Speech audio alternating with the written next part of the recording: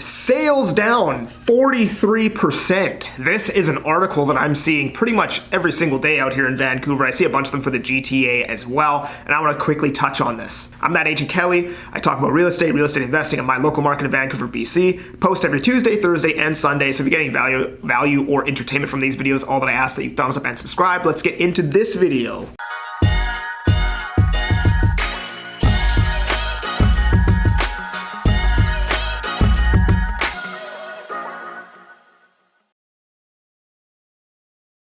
All right, sales down 43%, sales down 50%, sales down. This is the only metric that I ever see the media talking about. They don't never talk about inventory.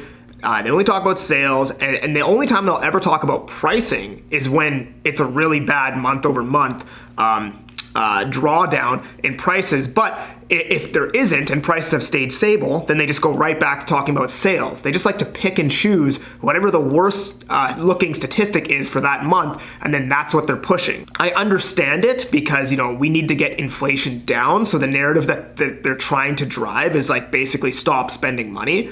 But I also think it's important to understand that sales being down doesn't really mean anything. It doesn't tell the picture, right? It's like me talking about the Canucks game and being like, oh yeah, Canucks scored 2 goals last night.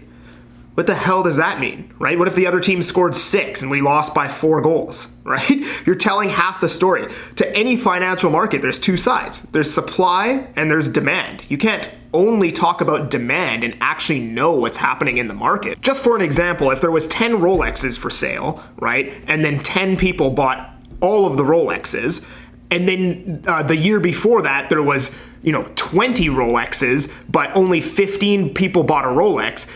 Sales would be down year over year, yet the pricing of Rolex would probably be up because of the people wanting to buy the Rolex watches. Whereas, if there's less buyers than Rolexes available, pricing would probably come down. But you could say sales for Rolexes are down 50% because there was, 5 less sales the following year. But you get what I'm saying, right? There's supply and demand. By just only talking about demand or the pricing or whatever, you're not getting an actual idea of what's happening in the market. And that's what I don't like about them just picking and choosing one statistic. It doesn't mean anything. It's not telling you anything about what's actually happening in the market. So what they should be doing is talking about the sales to actives listing ratio. I mean, I guess if you're talking about sales, you would know that realtors are making less money.